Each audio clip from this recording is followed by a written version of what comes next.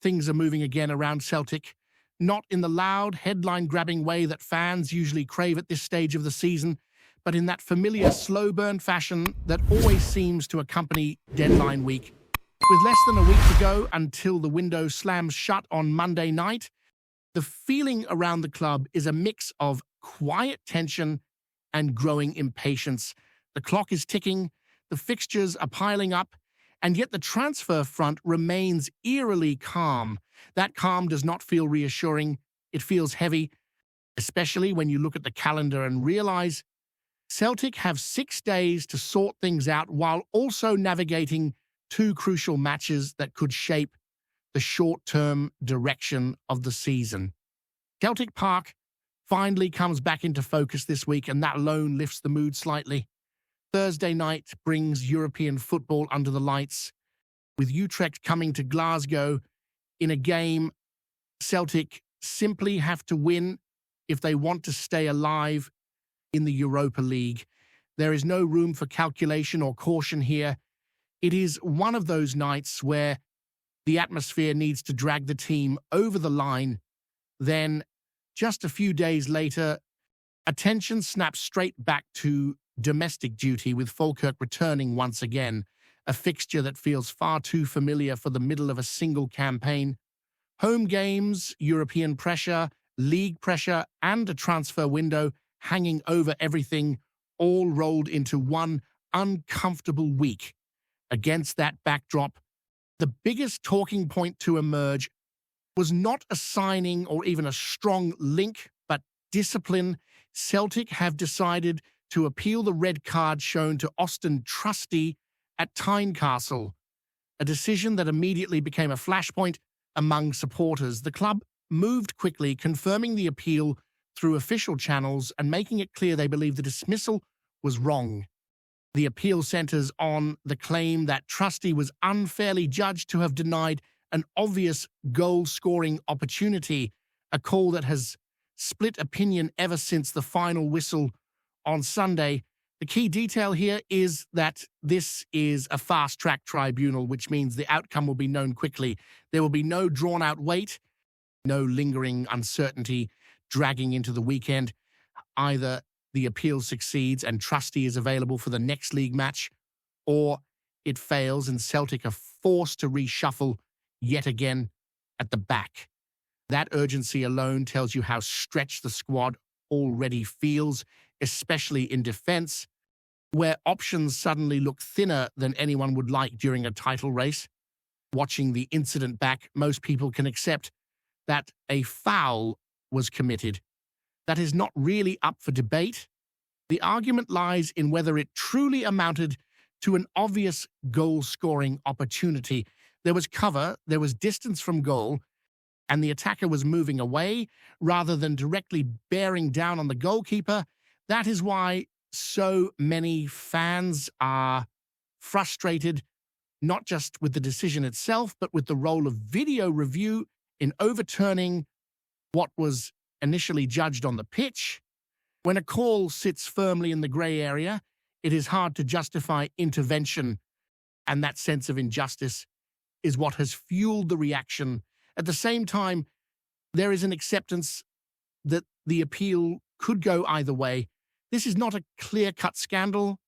It is one of those decisions that lives in the margins, and Celtic supporters know all too well how unpredictable these hearings can be. If the ban is upheld, there will be anger. If it is overturned, there will be relief, but also a lingering feeling that the system itself remains deeply inconsistent. The fallout from Sunday did not stop there. Post-match comments added another layer of tension, particularly remarks suggesting Celtic were rattled during the game. Even when there is a grain of truth in that observation, hearing it spoken out loud by an opposing manager always grates. It felt unnecessary, almost provocative, and it only added to the sense that Celtic are being viewed as vulnerable right now.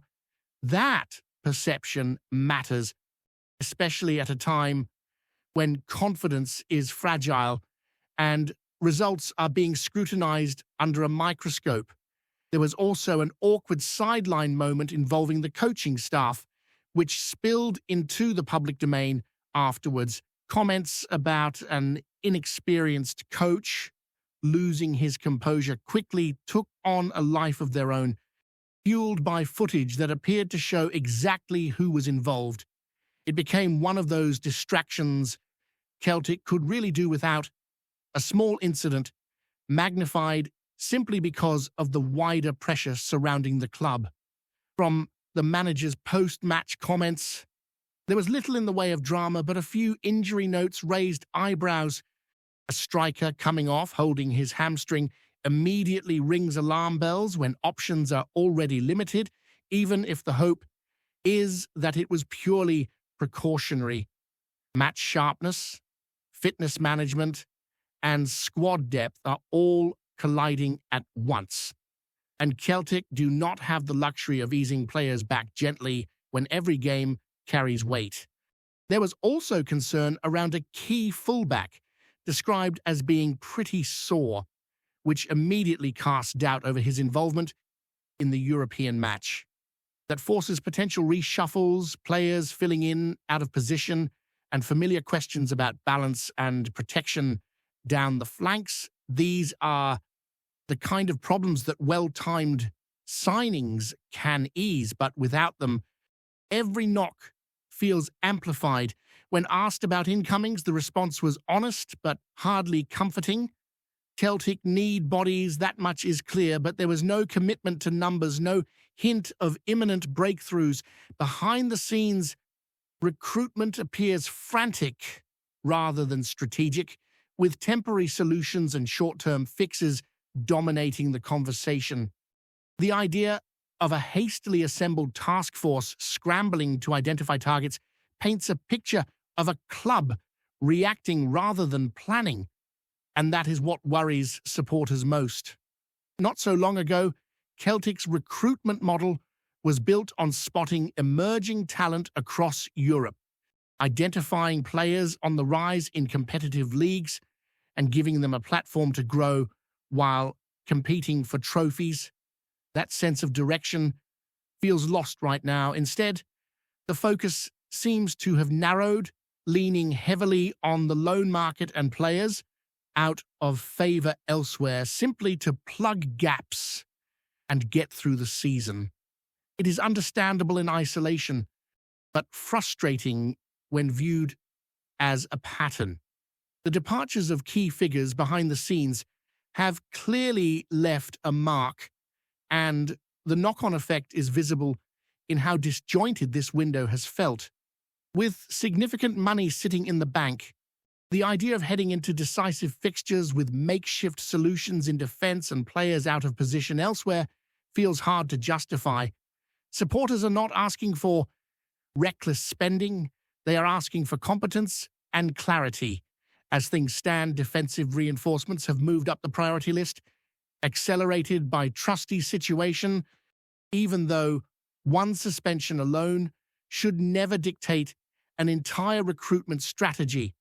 The expectation is that any arrivals will likely be temporary loans or deals with options rather than long-term commitments. Permanent signings now feel unlikely, and that in itself speaks volumes about where Celtic see this season heading.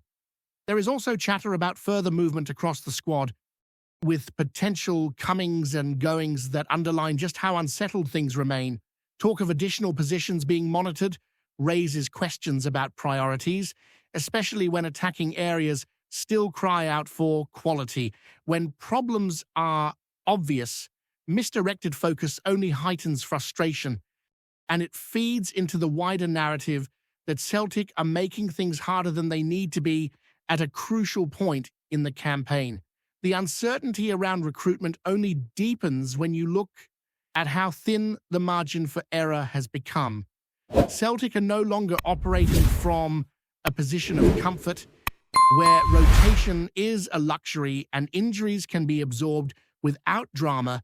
Every absence now feels critical, every suspension magnified, and that is why the sense of drifting through this window is so unsettling. The idea that loans may once again be used as sticking plasters rather than as part of a clear plan leaves supporters questioning what the long-term vision actually is, especially when rivals appear to conduct their business with far less noise and far more efficiency. Defensive depth sits at the heart of that anxiety. Bringing a player back from loan only to see him overlooked almost immediately raises eyebrows because it suggests decisions are being made on the fly rather than through a coherent assessment of the squad. If another central defender does arrive before the deadline, it will likely be because circumstances have forced the issue rather than because the club had identified the need months ago. That reactive approach rarely ends well, particularly when pressure is already sky high and mistakes are punished instantly. There is also confusion around other areas being discussed behind the scenes. Talk of adding a goalkeeper, for example, feels strangely disconnected from the immediate realities on the pitch. While questions may exist about the long-term future of the position, it is hard to justify diverting energy there when defensive balance and attacking output are far more pressing concerns. When priorities blur, it gives the impression of a club firefighting rather than building, and that is never a comforting sight during a title race. The mood among the support reflects that frustration. Faith in the club's ability to decisively strengthen the squad before the deadline is low, not because fans lack ambition, but because recent windows have conditioned them to expect hesitation and compromise. There is a growing belief that any arrivals will be short-term solutions, useful but unlikely to transform the trajectory of the season. That feeling erodes trust, and once trust starts to slip, every decision is viewed through a far more critical lens. Amid all of this, attention inevitably turns to leadership on the pitch.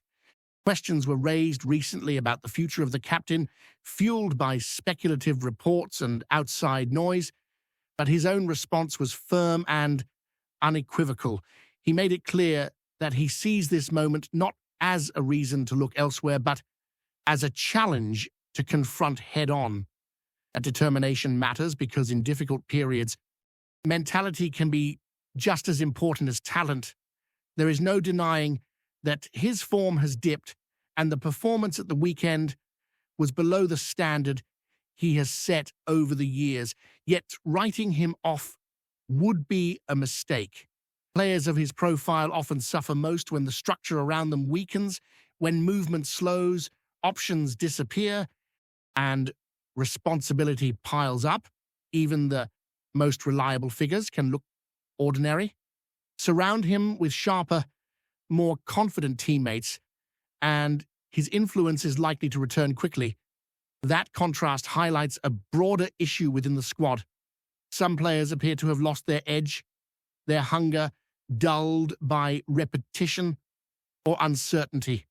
It is a natural cycle in football, but one that needs to be managed decisively.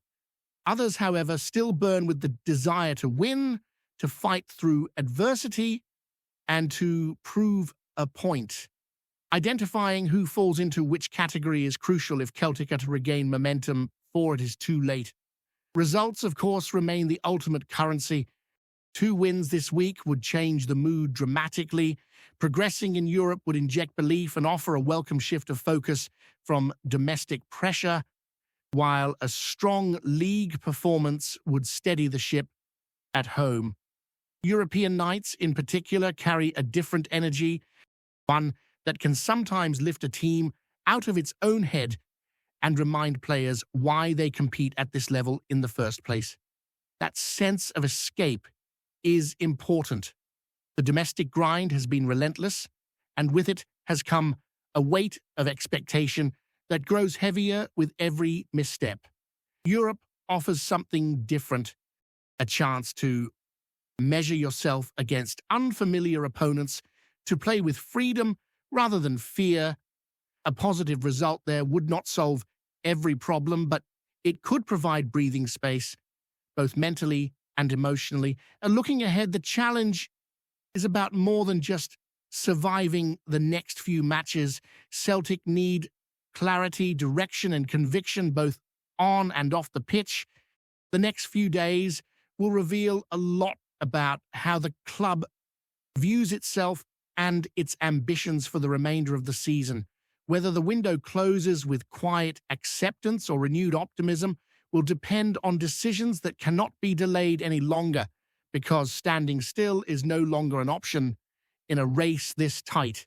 Before we proceed, subscribe to our channel and enable notifications to receive all exclusive news about Celtic FC. Don't miss any details about your favorite team. It's extremely important for Celtic FC fans. Whispers have been swirling round the East End that Martin O'Neill has reached for an old-school remedy after what insiders are calling a mortifying first-half display, or perhaps an equally poor run-through on the training pitch.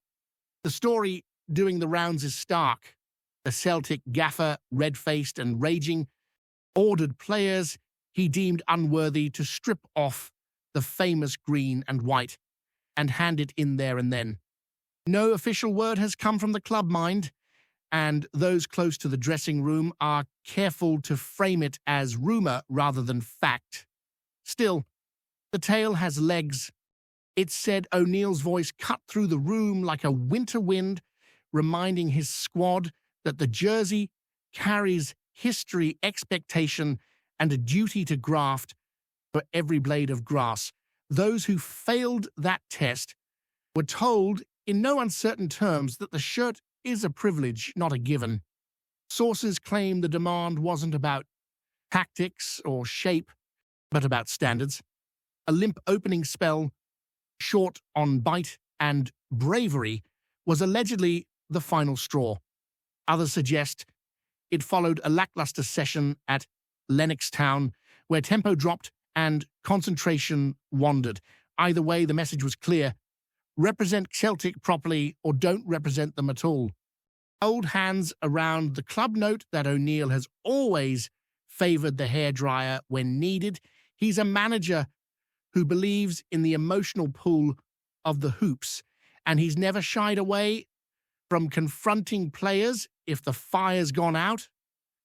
It's dramatic, but some say that's exactly the point. Shock the system, remind the squad who they are and who they play for. Whether the shirts actually hit the floor or not, the rumour alone speaks volumes about the pressure bubbling inside the camp.